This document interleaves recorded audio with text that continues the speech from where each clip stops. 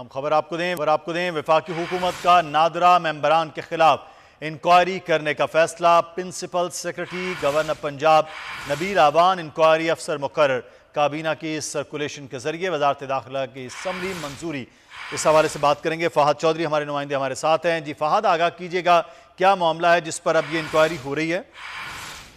جی دیکھیے وفاقی حکومت نے بجٹ کی منظوری نہ لینے اور سرپلس منافع قومی خزانے میں جمع نہ کروانے پر نادرا ممبران کے خلاف انکوائری کی منظوری دے دی ہے ذرائع کے مطابق کابینہ سے سرکولیشن کے ذریعے وزارت داخلہ کی سمری کی منظوری لی گئی انکوائری نادرا آرڈیننس 2000 کے سیکشن 26 اور 26A کی خلاف ورزی پر ہوگی اور وزیر اعظم نے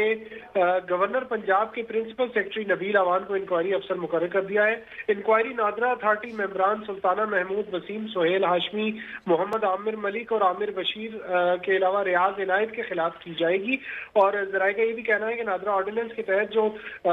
سرپلس منافع ہے وہ قومی خزانے میں جمع کروانا ہوتا ہے اور نادرا